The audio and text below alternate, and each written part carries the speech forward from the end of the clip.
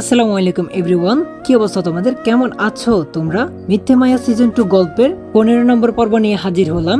তো যারা চ্যানেলে নতুন আছো তারা এখনই চ্যানেলটি সাবস্ক্রাইব করে দাও। আর এই গল্পটা আশা করি তোমাদের অনেক ভালো লাগে। তো প্রতিদিনের মতো আজকে চলে আসলাম নতুন পর্ব নিয়ে। তো চলো বেশি কথা না বলে গল্প শুরু করা যাক। আবির ঘরে যাওয়ার কিছুক্ষণ পর আকাশ আবিরকে ফোন দিল। আবির বলল, ভাই এত রাতে ফোন দিলেন, কোনো দরকার? আকাশ বলল, দরকার তো অবশ্যই, মেঘলার মাথা থেকে ভূত নেমেছে। আবির বলল, না ভাই, সারাক্ষণ এক কথায় বলে যাচ্ছে রাজনীতি করবে। আকাশ বলল, যেইভাবে হোক এই ভূত ওর ঘাট থেকে নামা, তা না হলে তোদের দুজনকে জিন্দা কবর দেব আমি।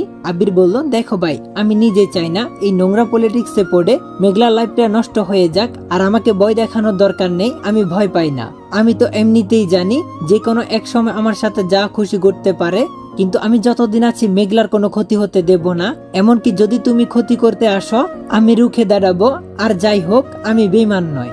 যে আমাকে হাত ধরে টেনে এখানে তুলে নিয়ে এসেছে তার প্রতি এইটুকু কৃতজ্ঞতা আমি অস্বীকার করব না। আমি তোমাকে যতটা ভালোবাসি নাবিল ভাইকেও ঠিক ততটাই ভালোবাসি। আকাশ রহস্যময়ী হাসি দিয়ে ফোনটা কেটে দিল। আবির বলল, আকাশ ভাইয়ের কথা শুনে স্পষ্ট বোঝা যাচ্ছে মেঘলার বিপদ ঘনিয়ে আসছে। মেঘলাতে কিছুতেই এইসবে যেতে দেওয়া যাবে না। যেভাবে হোক ওকে আমার আটকিয়ে রাখতে হবে। আবির যখন মেঘলাকে আটকানোর চিন্তায় ব্যস্ত, তখন এইদিকে মেঘলা পালানোর ফন্দি করতে ব্যস্ত। কারণ মেঘলা সব সময় বুঝে কম, কাম করে বেশি।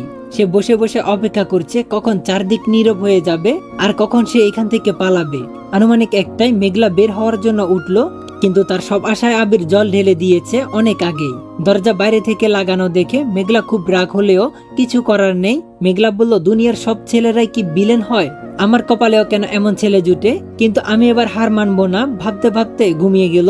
পরের দিন সকালে আবির নিজে খাবার নিয়ে মেঘলার রুমে গেল। মেঘলা অনেক আগে ঘুমে উঠেছে। কিন্তু দরজা লাগানো থাকায় বের হতে পারেনি। গাল ফুলিয়ে বসে আছে সে। আবির বলল, চোখ মুখের এই অবস্থা কেন? মেঘলা বলল, আমি জীবনে কখনো শুনিনি মেহমানকে কেউ আটকে রাখে। আমি তোমার এখানে থাকতে চাই না। আবির বলল, তোমার কথা মতো তো সব হবে না, তাই বাজে কথা বাদ দিয়ে খেয়ে নাও। মেঘলা বলল, খাবো না। আবির শার্টের হাতা ফ্লোট করতে করতে বলল, খাইয়ে দিতে হবে, আমার কোনো সমস্যা নেই। মেঘলা বলল, আমি কেঁদে দিব কিন্তু। আবির বলল, দাও, কে মানা করেছে? হ্যাঁ। আবিরকে এগিয়ে আসতে দেখে মেঘলা খাবার নিয়ে খেতে শুরু করলো। আবির বলল, টুনি এইদিকে আয়। টুনি বলল, জি ভাইয়া বলুন। আবির বলল, ম্যাডামের জন্য এক গ্লাস জুস নিয়ে আয়। মেঘলা বলল, আমি চা খাবো, জুস খাবো না। আবির বলল, এক কাপ চা আর এক গ্লাস জুস নিয়ে আয়। মেঘলার খাওয়া শেষ হতে হতে টুনি তার চা আর জুস নিয়ে আসলো। টুনি বলল, ভাইয়া কি করব? আবির ট্রেটা হাতে নিয়ে বলল, তুই যা। মেঘলা বলল, চাটা দাও। আবির জুসটা দিল। মেঘলা তখন বলল, চা খাবো বলেছি না? আবির বলল, এই বাসায় আমি যা বলবো তাই হবে, খাও বলছি। মেঘলা জুস নিয়ে ফেলে দিল। আবিরের রাগ হলো, কিছু বলে না, বাইরে গিয়ে দরজা লাগিয়ে দিল। মেঘলা বলল, কি করছো? দরজা খুলো। তুমি আমার সাথে এমন করতে পারো না। আমার জীবন আমি কিভাবে কাটাবো সেটা বলার আপনি কে? কোন অধিকারে আমার সাথে এমন করছেন? আবির বলল, অধিকার আছে বলে অধিকার দেখাচ্ছি, চুপ করে পড়তে বসো। এই সেম সকালটা আকাশের সাথে হয়েছে, তবে মেঘলার মতো করে নয়। আকাশের চোখ মুখ ফোলা, সারা রাত ঘুমিয়েছে বলে মনে হচ্ছে না। সারা রাত কোনো বাজে কাজে ব্যস্ত ছিল সে। আকাশ দিনরাত তার পজিশন নিয়ে ব্যস্ত। ঘুম থেকে উঠে পার্টি অফিসের উদ্দেশ্যে বের হয়ে পড়লো আকাশ। আকাশের মা খাওয়ার জন্য অনেক ডাকলেও সে খায়নি। আকাশ যাওয়ার সময় ইরাকে পিক করে নিয়ে গেল, কিন্তু অফিসে ঢুকতে আকাশের পায়ে রক্ত মাথায় উঠে গেল। গাইস, তোমরা কি জানো আমি ওয়ানেক্সে গেম খেলার মাধ্যমে প্রতিদিন টাকা আয় করি? এই ফিফা ওয়ার্ল্ড কাপে তোমাদের পছন্দের টিমের উপর বাজি ধরে তোমরা যদি আমার মতো টাকা আয় করতে চাও, তাহলে এখনই গুগলে ওয়ানেক্স সার্চ করে অফিসিয়াল ওয়েবসাইটে গিয়ে রেজিস্ট্রেশন করো। আর রেজিস্ট্রেশনের সময় যদি আমার দেওয়া special promo code SAJAF use করো, তাহলে অসংখ্য বোনাস এবং ফ্রি স্পিন পেয়ে যাবা। আর ওয়ানেক্স কিন্তু একটা ইন্টারন্যাশনাল লাইসেন্সকৃত প্ল্যাটফর্ম এবং সবচেয়ে বিশ্বস্ত।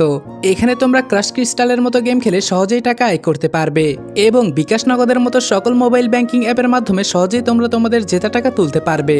আর 24 ঘন্টা 7 দিন কাস্টমার সাপোর্ট সুবিধা তো রয়েছেই। তাই আমি এটা ব্যবহার করে আমার রেগুলার হাত খরচের টাকা আয় করি। তোমরাও ট্রাই করে দেখতে পারো। কারণ অফিসে মেঘলা আছে।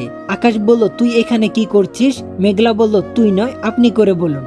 ইরা বলল, তোর এত সাহস, আমাদের চোখে চোখ রেখে কথা বলিস, তাও আমাদের পার্টি অফিসে দাঁড়িয়ে বলে মেঘলাকে থাপ্পড় মারতে গেলে ঠিক তখনই আবির এসে ইরার হাতটা ধরে ফেললো। ইরা চেঁচিয়ে বলল, আবির। আবির তখন বলল, সিনিয়রদের জুনিয়রদের সাথে কেমন ব্যবহার করা উচিত জানেন না? আকাশ বলল, মানে কি? মেঘলা তখন বলল, আপনাদের অবগতির জন্য জানানো যাচ্ছে যে মেঘলা আপনার অধীনস্থ হলেও এখন এই পার্টি অফিসের একজন সদস্য, তাই ওর সাথে ভদ্রভাবে কথা বলবেন। আর হাত শুধু ইরা ম্যাডামের নেই, মেঘলারও আছে, কথাটা মাথায় রাখবেন।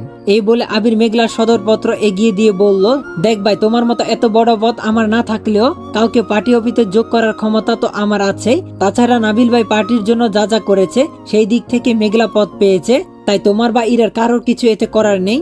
আকাশ দাঁত দাঁত চেপে বলল, এর ফল কিন্তু ভালো হবে না। তুই কিন্তু ভালো করে জানিস আমি কি করতে পারি।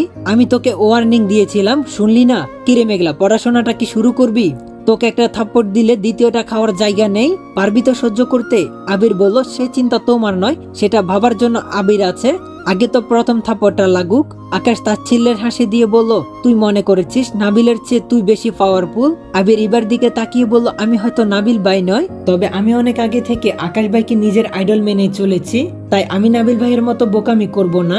আর অন্যায়ের জ্বর বারবার হতে পারে না, আমি নাবিল ভাইয়ের মতো হেরে যাব না।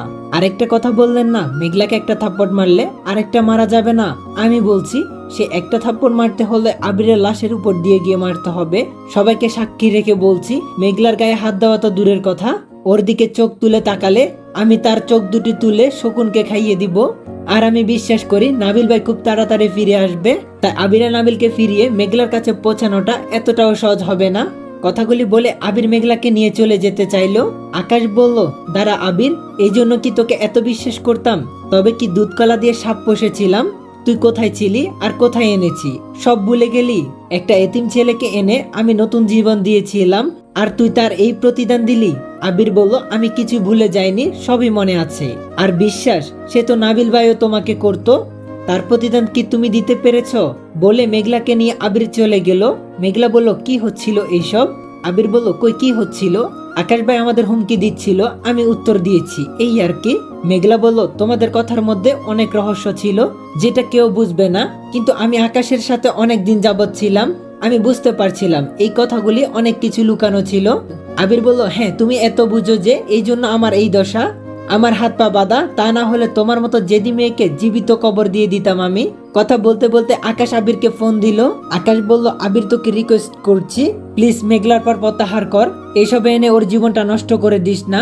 আবির মেঘলা থেকে দূরে গিয়ে বলল, কি মনে হয় ইচ্ছে করে নিয়ে এসেছি? আমি ওকে ঘরে লক করে রেখে এসেছিলাম। রাস্তায় আসার পর বাসা থেকে ফোন আসলো, ম্যাডাম জানলা দিয়ে লাফ দিয়েছে, ভাগ্য ভালো তেমন কিছু হয়নি, তবে পায়ে ব্যথা পেয়েছে, এরপরেও না আসলে তো সুইসাইড করবে, আমি কি করব? আকাশ বলল, কিন্তু ওকে তো এখন আমার হাতে মরতে হবে। আবির এবার একটু হাসি দিয়ে বলল, দেখা যাক আকাশের কাছ থেকে কতটা কি শিখতে পেরেছি, যদি ওকে রক্ষা করতে পারি তবে ভেবে নিব আমি তোমার শিষ্য হওয়ার যোগ্য ছিলাম না, অথবা গুরু হিসেবে তুমি আমায় শিখাতে পারোনি। এদিকে আজ নাবিলের প্রথম দিন সামিরাদের বাড়িতে। সকালে সামিরার মা নাবিলকে দেখে বলল, নাবিল বলল, গুড মর্নিং আন্টি। আন্টি বলল, গুড মর্নিং অরণ্য, ঘুম কেমন হলো, সব ঠিক আছে তো? নাবিল বলল, আন্টি। আন্টি বলল, তোমার শরীর যদি ঠিক থাকে তাহলে তুমি সামিরার সাথে একটু বাইরে যাবে, কারণ ও একটু জগিং এ যাবে তো? নাবিল বলল, অবশ্যই আন্টি। সামিরা বলল, দিস ইজ টু মাচ আম্মু, আমি কেন ওর সাথে যাব? আমার সব ফ্রেন্ড দেখলে কি বলবে? আমি ছোট বাচ্চা নয় যে আমাকে নিয়ে যেতে হবে। আন্টি বলল, চুপ করো, অরণ্য যাবে তোমার সাথে, এটাই ফাইনাল। সামিরা রেগে গজ গজ করতে করতে বেরিয়ে গেল। নাবিল হুডি টুপি পরে নিয়েছে, ফলে তার মুখ দেখা যাচ্ছে না। সামিরা যাচ্ছে, নাবিলের সাথে যাচ্ছে, তবে রাস্তায় নাবিল সামিরার সাথে কোনো কথা বলেনি, আর বেশ দূরত্ব বজায় রেখে সে যাচ্ছে। পার্কে যাওয়ার সাথে সাথে সামিরার কিছু বান্ধবী জগিং করতে আসলো। তার বান্ধবীদের মধ্যে একজন শ্রেহা, সামিরার বেস্ট ফ্রেন্ড। নাবিল সামিরার সাথে সাথে আসছে দেখে শ্রেহা জিজ্ঞেস করলো, সামিরার ছেলেটিকে তোর বয়ফ্রেন্ড বুঝি? প্রশ্নটা সামিরা অপদস্থ না হলেও নাবিল অপদস্থ হলো। নাবিল বলল, ম্যাডাম আপনারাই কথা বলুন, আমি এইখানে আছি বলে যেতে চাইলো। সামিরা বলল, এই তো সুযোগ ওকে অপমান করার, আমার সাথে ডিমান্ড দেখাচ্ছিস? নাবিল বলল, ম্যাডাম আপনি সবকিছুতে বেশি বুঝেন, আমি আপনার বন্ধুদের চিনি নাকি? আমার সামনে ওদের সাথে কথা বলতে আপনার সমস্যা হতে পারে, তাই বললাম একটু দূরে দাঁড়াই, কারো পার্সোনাল কথাবার্তা শুনতে আমি ইচ্ছুক না। সামিরা তখন মনে মনে বলছে, একটু দেখতে ভালো তাই জন্য এত ভাব। শ্রেহা, তোর কি দেখে মনে হলো ছেলেটা আমার বিএফ? এমন উদ্ভুত একটা ছেলে আমার বিএফ হবে? এটা আমার গার্ড। শ্রেহা বলল, মানে চাকর? ও শিট, তবে যাই বলিস না কেন মালটা দেখতে কিন্তু বেশ। শ্রেহার কথা শুনে সবাই হাসি দিল। সামিরাও সেহার সাথে তাল মিলাচ্ছে। এতগুলি মেয়ে মিলে নাবিলকে যাতা বলে অপমান করছে, তবে নাবিলের কোনো রিয়েকশন নেই, যেন সে কোনো কিছুই শুনছে না। সামিরা বলল, ভাব দেখলে গা জ্বলে যায়, যেন সে কোনো রাজ্যের রাজা, আমি কিছুই না। কত ছেলে আমার জন্য পাগল, আর এই একবার তাকিয়েও দেখে না। কতদিন হাসপাতালে গেলাম, একটা দিন কথা পর্যন্ত বললো না, সারাক্ষণ এত ভাব নিয়ে থাকে যে কথা বলার সুযোগই নেই। এবার আমি মজা বোঝাবো। কথাগুলো সে মনে মনেই বলল। এবার সামিরা বলে উঠলো, এই চাকরের বাচ্চা, ওইখানে দাঁড়িয়ে আছিস কেন, এদিকে আয়। নাবিল বলল, জি ম্যাডাম বলুন। সামিরা বলল, আমার জুতার ফিতাটা বেঁধে দে। নাবিল আপত্তি না করে নিচে বসে ফিতা বেঁধে দিল। নাবিলকে অপমান করতে পেরেছে এই ভেবে সামিরা মনে মনে খুব শান্তি পেল। সামিরা বান্ধবীদের উদ্দেশ্য করে বলল, চল এখন যাওয়া যাক, একটু পর তো আবার বের হতে হবে। সামিরা আর সামিরার বান্ধবীরা যখন যেতে চাইলো তখনই ধপাস করে পড়ে গেল। শ্রেয়া বলল, কিরে পড়ে গেলি কি করে? সামিরা নিজের পায়ের দিকে তাকিয়ে দেখে তেলে ভাজা বেগুনের মতো জ্বলে উঠলো। সামিরা বলল, এই ইডিয়েট, দুইটা জুতার ফিতা একসাথে বেঁধে দিয়েছিস কেন? ইচ্ছে করে আমাকে ফেলে দিলি? তোর এত বড় সাহস? নাবিল বলল, যাদের কমন সেন্স নেই তাদের এভাবে শিখিয়ে দিতে হয়। সামিরা বলল, মানে কি?